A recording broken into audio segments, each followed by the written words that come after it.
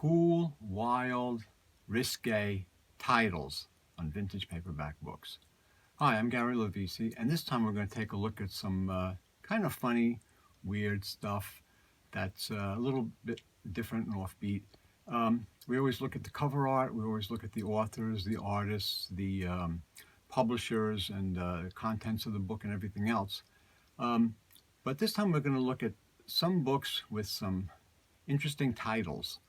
And some of the titles are kind of wild and offbeat, risque, hard, tough crime titles, or sexy, sleazy titles, or just provocative titles. And I think they're pretty cool. Some of them are pretty fun. And some of these you've probably seen or may have, and some of them you haven't. So we're going to start off with one of my favorites. It's a really hard-boiled, knuckle-dragging cover art, but the book itself is "Kiss My Fist" by James Hadley Chase. That's an Eaton book, Eaton number E112 from 1952. Unbelievable, brutal cover art, guy slugging a gal, but it's just the title we're concerned with on these books on this episode. And just "Kiss My Fist" is just a perennial, hard-boiled, brutal kind of title. It's in the Eaton series, which is a short-run series, which was a offshoot of the Avon books. And that's the back cover. That's the Eaton logo, which was similar to the Avon logo. That cover is from a Saint. I had that book once. Okay, so that back cover, yeah. Well, Avon often used art from different books on back covers, and sometimes even on the inside on the title page. So that's "Kiss My Fist." Next one is a really cool one. Great title. "Jazz Man in Nude Town" by Bob Tralens, who was a perennial sleaze author. That's Gaslight book number 101 from 1964. And this one, it says, "He knew how to get what he wanted from a dame. Bopman Jack Midnight was on the lam with a phony murder rap hanging over his head, and his only way out was a pair of kooky dames hunting a fabulous buried treasure. It was then he teamed up with big, buxom, bouncing Lily May that he discovered what trouble really was, like dodging a vengeful sheriff and his deputies, like falling in the hands of a vicious lynch mob, like falling for the loveliest quail he'd ever seen, and discovering that she was betraying him every chance she got. As an accomplished tomcat, Jock was a swinger, but by the time he was through with Nude Town, he used up 8 of his 9 lives." That's the back cover. This is a hard-boiled crime sleazer by one of the best of the sleazers, Big Bob Tralens. I don't know who did the cover art. Title is just "Jazz Man in Nude Town" is very, very cool. Another one, next one, is "Everybody Slept Here" by Elliot Arnold.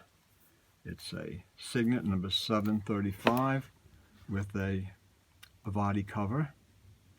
And this one is Life and Love in Wartime Washington, D.C. There's the Capitol building in the background. Hot babe with a soldier, officer. Back cover has a picture of the author at his typewriter, which is the way all authors are always shown. And in this book, it's just wartime Washington, what goes on, the Pentagon and among the politicians, and basically "Everybody Slept Here" is kind of a provocative, risque title about what goes on with the situation. Everybody Slept is pretty self-explanatory. Yeah, it's pretty self-explanatory. So I think that's it. I did a previous episode on the Mighty Midgets, the British little little paperback books, 32 pages from 1940s that were given out to kids in the churches and shelters and subways in London during the Blitz in World War II. One of them with a great title that I really like is Tanks a Lot by Sam Lee. There's a tank coming down, and it's Mighty Midget number 3, Tanks a Lot. Just a cool, funny title. One of my favorite of these titles, great titles, is Horizontal Secretary by Amy Harris.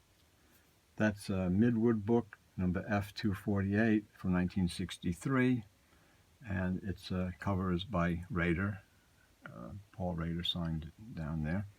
And it's just, she did her best work after 5, and it's sex in the workplace, and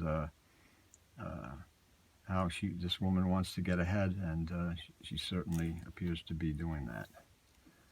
Another provocative title, irrespective of the book, is He Kissed Her There by Greg Tyler. Uptown book number 700. No date, probably around 1962. And the thing is, it's interesting because he kissed her there, and she's kind of pointing to like where he kissed her.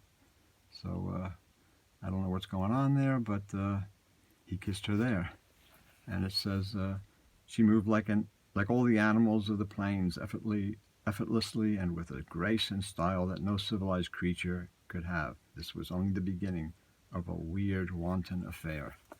And the back cover of He Kissed Her There talks a little bit about the girl Kit. And the back cover of Horizontal Secretary has the same Rader art as on the cover in duotone. One of the classics when you're talking about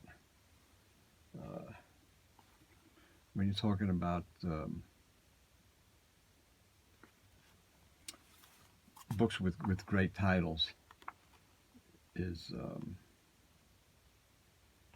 Naked on Roller Skates. This is the Diversey popular novel number 2 from 1949, digest. I don't know who did the cover. And it was then reprinted on as a novel library book, number 46, in 1950.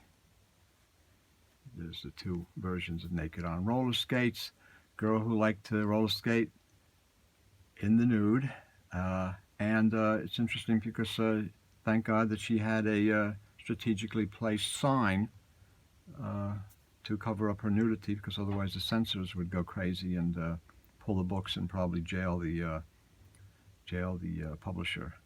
Maxwell Bodenheim, the New York, Manhattan bohemian, wrote the book. It's 35 cents in the digest size, and in the later paperback and novel library size it was 25 cents. And just the back cover, it's a great title.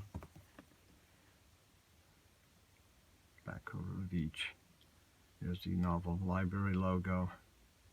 And Diversey Publishing Corporation was a offshoot of Avon Books. And also Novel Library was an offshoot of Avon Books. We'll be getting into novel libraries at a later date. Was it the Reform School Girl? Reform School Girl was a Avon, Diversey. was another Avon. Diversey, yeah, different one. Next one is a British Gangster Digest, Death War Scanties by Bart Carson. This is from Hamilton's. I'm pretty sure that's a Heed cover. It's by Bart Carson is the author. Hamilton's is the publisher. It's from about 1952. There's no date on that. Another really cool British digest, gangster digest, is with the title, of course, is Tombstones of Freed or Quitters. It's a Ben Sardo crime novel, really cool, great title. I actually stole this title for a Western story that I wrote years ago. Once I saw this title, I says, "Wow, this is really good." Yeah, well, yeah, it could be, yeah, but it's hard-boiled crime, British Gangster Digest. There's the back cover. It's a modern fiction digest paperback. Lists some of the other books: Queen of Crook's Harem, Chicago Dames, She Had Everything, and the back cover of Death Wore Scanties has the usual typical tobacco ad that's on the back of a lot of the British mushroom publisher digest paperbacks. Another cool cover, cool cover, yes, but also another cool title is Hot Dames on Coal Slabs by Michael Storm. This is the American Leisure Library number 5, and this reprints the British Harborough book. This is from 1953. Reprints the British Harborough book from 1952. It's a Heed cover. The original Harborough book I showed in a previous episode. It has the same title and author, same cover art. It's just a little bit different kind of format. Still a digest, but a little smaller and a little different on the color scheme of the cover. But this is the American version of Hot Dames on Coal Slabs by Michael Storm, Leisure Library number 5 from 1953. And the last one, that cool title, great cover, but cool crime title, Hot Bullets for Love by Gentry Nyland. Digest.